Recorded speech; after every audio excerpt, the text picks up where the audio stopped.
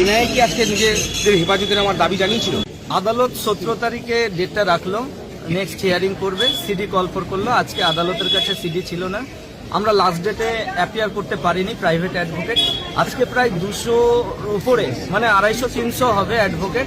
আমরা মোফাক্কারুলের জন্য দাঁড়িয়েছিলাম, আমরা ওনার হয়ে হিয়ারিং করলাম।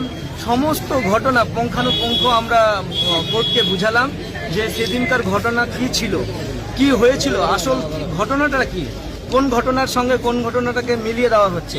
আমরা সব কিছু কোর্টের সামনে রেখেছি। কোর্ট সব কিছু মনোযোগ দিয়ে শুনলো। শোনার পর যেহেতু সিডি ছিল না, 17 তারিখ ফিক্স রাখলো। বলছি এনআইএ থেকে কোনো প্রেয়ার আসেনি আজকে, এনআইএ কোনো প্রেয়ার করেনি। আজকে পিসি রিটার্ন করেছিল, আমরা পিসি রিটার্ন অনুযায়ী যে বেল অ্যাপ্লিকেশন হয় আমরা বেল অ্যাপ্লিকেশন করেছিলাম। বর্তমানে উনি কার কাস্টডিতে? উনি জুডিশিয়াল কাস্টডিতে এখন জেসিতে যাচ্ছে। উনি 17 তারিখে পর্যন্ত ওনার কাস্টাডি থাকলো। 17 তারিখে সিডি আবার নেক্সট হিয়ারিং হবে।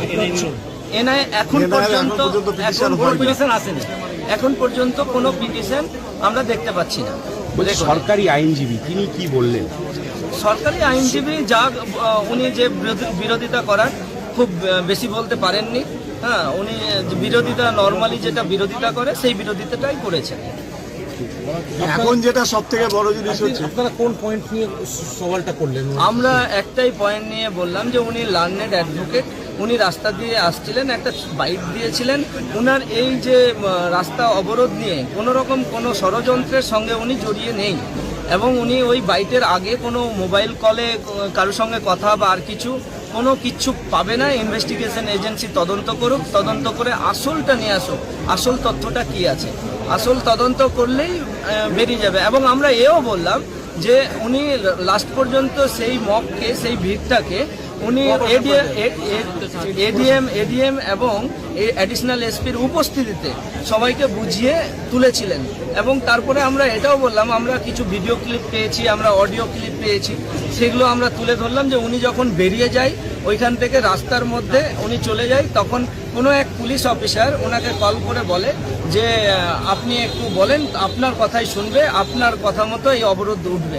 এবং উনি কোঅপারেশন করেছিলেন, উনি বলেছিলেন।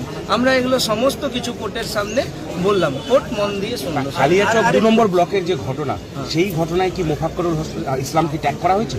না, কালিয়াচক মোথাবাড়ির ঘটনা নিয়ে এখনো কোনো ট্যাগ করা হয়নি।